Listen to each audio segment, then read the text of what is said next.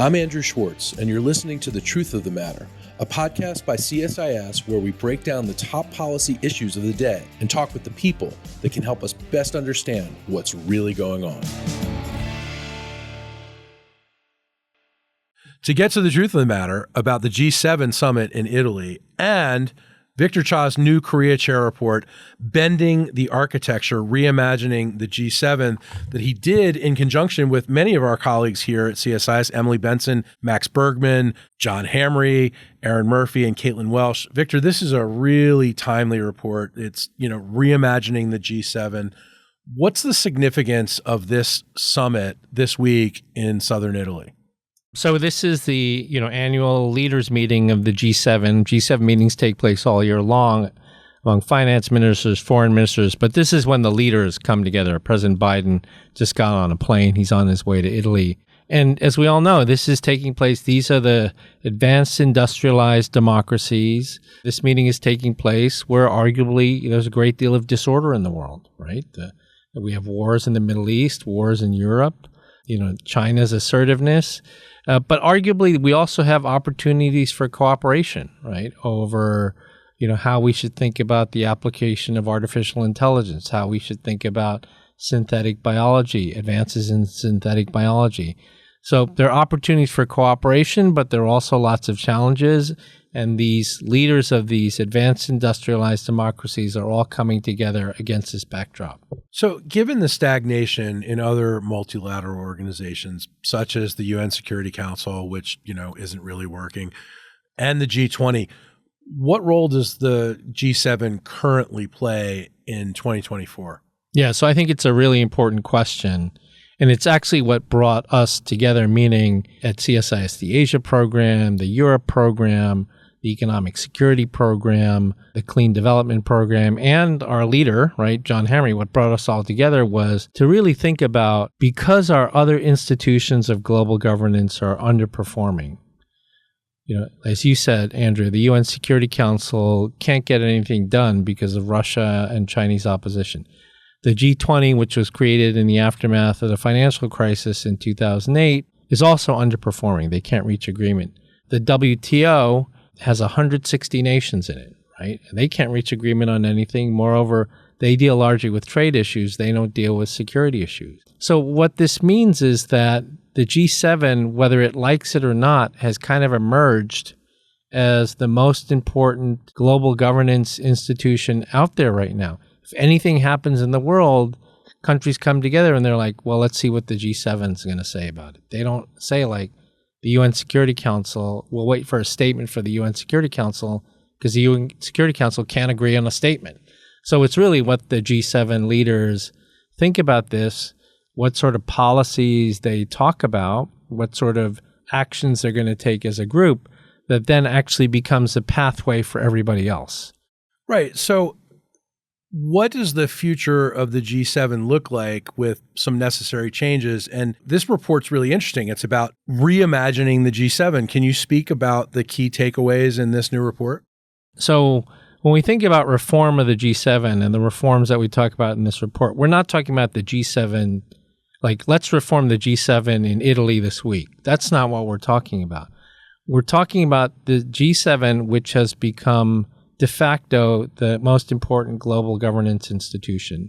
It's not the UN Security Council, but it is a group of countries that are talking about policies and practices that they will coordinate on that help to set rules and norms for other countries on, for example, the ethics of military applications of AI, right? Artificial intelligence. Somebody's got to set the norms and practices, and it's probably going to be this group, right? Again, this is not an immediate today thing. This is thinking about the G7 10 years from now, right? This is what think tanks are good at. This is the reimagining. Right, yeah. This is the reimagining part. How do we think about the G7 as the world is changing? The G7 may work fine today, but the road that it takes is going to change in the future. And so how do we think about what sort of changes will make the G7 effective as an institution into the future, right? This is not commentary on the G7 today. It's doing fine today, but the world is changing. We all know that, right? Both in terms of what's happening on the battlefield and also what's happening in cyberspace, AI, outer space, global health, all these things. So how do we refit the G7 for the future? And so there are a couple of things that I want to just mention very quickly, and people can read the report. One of them is that the G7 needs a little bit more institutionalization, right? In putting this report together, we talked to like 36 former Sherpas, YACs, all these former representatives of the G7.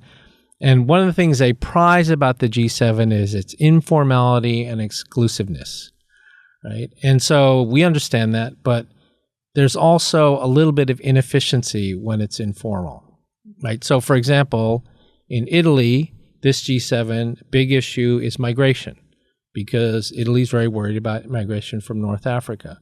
But the bigger issue for the world is economic security. It was highlighted at the G7 in Hiroshima in Japan. It will probably be highlighted at the G7 in Canada in 2025. But that's not really very efficient. Like if we really want to focus on resiliency of supply chains and economic security among these countries, you can't have it disappear one year and then reappear the next year. So one of the things we call for is a little bit of institutionalization, what we call a troika of the past G7 host, like in this case it would be Japan, the current Italy, and the next one Canada. They should come together and determine what the agenda is for each G7. So there's some consistency. So that's like one example of a smaller recommendation, but we think it would have big payoff because it would allow the G7 leaders to be more effective in pursuing the issues that they have identified as being important to them. You know, you said something before that I definitely want to underscore. This is what think tanks do, is we reimagine and plan policy and items like this for the future. One of the things that you call for in this report is expanding the G7 to include South Korea and Australia. What's the thinking behind this? Yeah, so I think this is the recommendation in the report that will get the most attention. The thinking behind it is that in the 1970s, when the G7, they were called the G4 at the time, first got together, there were only 3 or 4 of them. It was in response to the oil shocks, and they were largely coordinating macroeconomic policy, right, in response to the oil shocks. At that time, the G7 represented 67% of the global economy, right? With just 4 members. With just 4 members, right?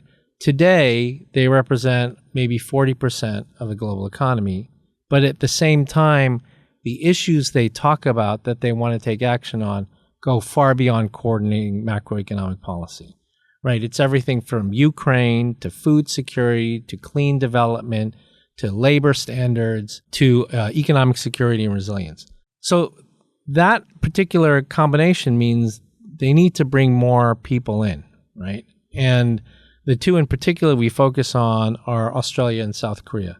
And, you know, we were talking about this earlier. One of the things that CSIS is very good at doing is we're very good at talking about policy, but we're also good at bringing innovative data to policy.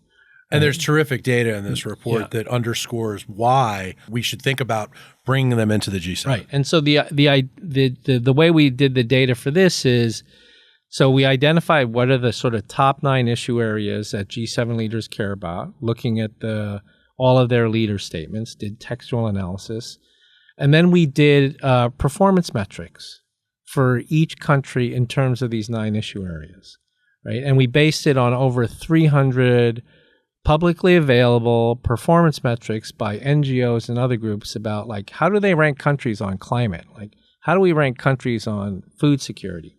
And what we found based on collecting this data is that 2 countries emerge who rank as high as G7 members in these issue areas, and that is South Korea and Australia.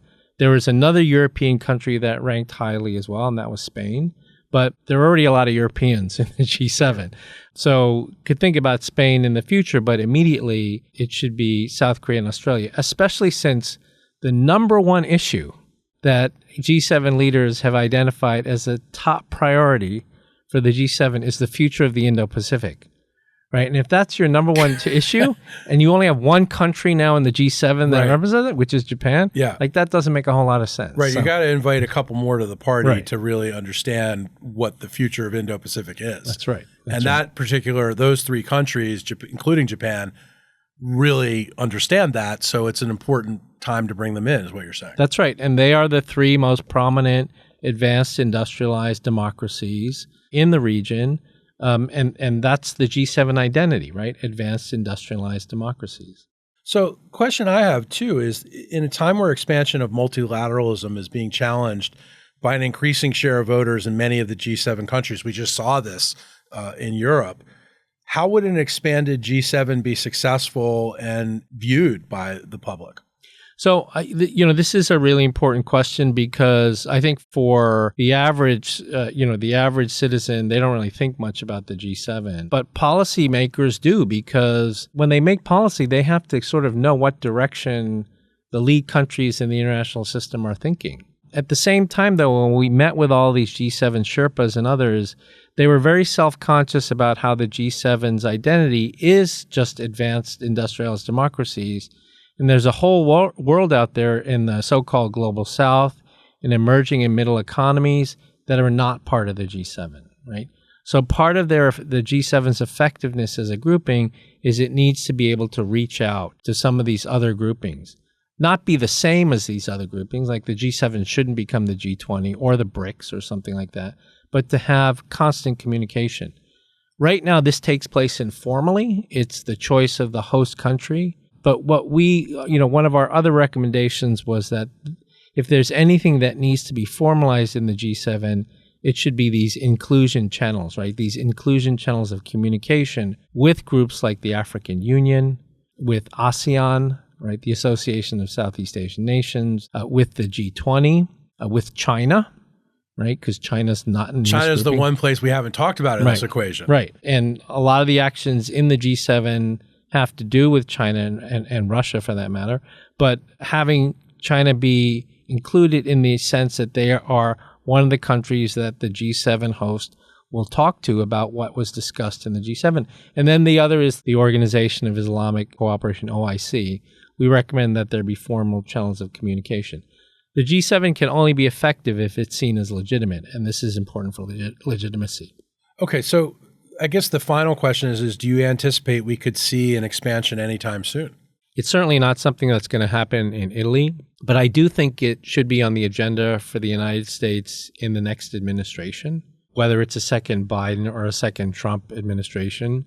My sense is that both are open to the idea, because they do see the G7 as being, the sort of important institution of global governance, but they also see a need for change. I think they, that old commercial, this is not your grandfather's Oldsmobile anymore, right? Such a great commercial. And so this is not your grandfather's G7 anymore. And they have to think about how... Even though both candidates are grandfathers. Even both of them are grandfathers.